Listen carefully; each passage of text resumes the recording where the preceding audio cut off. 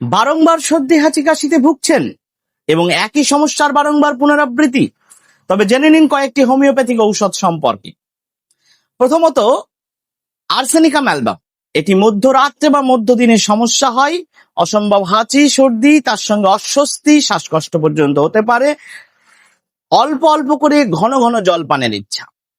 এর পরের ঔষধটি বলবো নাক্স ভূমিকা, যেটি সকালবেলার দিকে বা ভোরবেলা সর্দি হাঁচিটা বেশি হয়, ঠান্ডা হাওয়া লাগলেই বেশি হয়, নাক বন্ধ হয়ে আসে, এর সঙ্গে বিরক্তিনেস থাকে।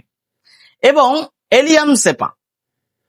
এলিয়াম সেপায় একটানা হাঁচি, চোখ দিয়ে এবং নাক দিয়ে জল বেরোতে থাকে, কিন্তু রোগী বাইরে থাকলে, খোলা বাতাসে থাকলে ভালো থাকে, বাড়িতে বিশেষ করে বিকালবেলার দিকে বা সন্ধ্যার দিকে ঢুকলেই তার সমস্যাটা বেশি হয়। এরপরের ঔষধটি স্যাবাডিলা। স্যাবাডিলা এই ওষুধটি একটানা হাঁচি, অ্যালার্জিক হাঁচি, সাধারণত ধুলোবালি বা ফুলের গন্ধ, রেণু এগুলো থেকে সমস্যা হয়। তবে আমি যে ঔষধগুলি বললাম এগুলো সবই কয়েকটি উদাহরণ। হোমিওপ্যাথিতে কনস্টিটিউশন বিচার করে শারীরিক ও মানসিক লক্ষণ দেখে ঔষধ সিলেকশন করা হয়। কখনোই নিজে থেকে ঔষধ নেবেন না, একজন যোগ্য হোমিওপ্যাথি ডাক্তারের পরামর্শে তারপরে ওষুধ গ্রহণ করুন। ভালো থাকবেন। বারংবার সর্দি হাঁচি কাশিতে ভুগছেন এবং একই সমস্যার বারংবার পুনরাবৃত্তি?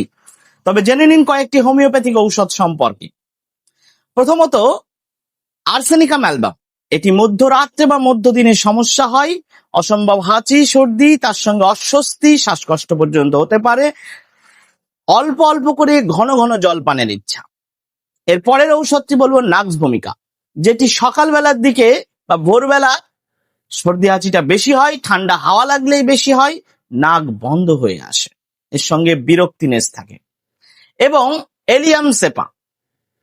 এলিয়াম সেপায় একটানা হাঁচি, চোখ দিয়ে এবং নাক দিয়ে জল বেরোতে থাকে, কিন্তু রোগী বাইরে থাকলে, খোলা বাতাসে থাকলে ভালো থাকে, বাড়িতে বিশেষ করে বিকালবেলার দিকে বা সন্ধ্যার দিকে ঢুকলেই তার সমস্যাটা বেশি হয়।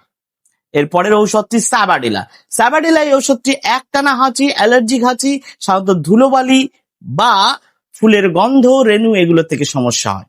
তবে আমি যে ঔষধগুলি বললাম এগুলো সবই কয়েকটি উদাহরণ। হোমিওপ্যাথিতে কনস্টিটিউশন বিচার করে শারীরিক ও মানসিক লক্ষণ দেখে ঔষধ সিলেকশন করা হয়। কখনোই নিজে থেকে ঔষধ নেবেন না, একজন যোগ্য হোমিওপ্যাথি ডাক্তারের পরামর্শে তারপরে ওষুধ গ্রহণ করুন। ভালো থাকবেন।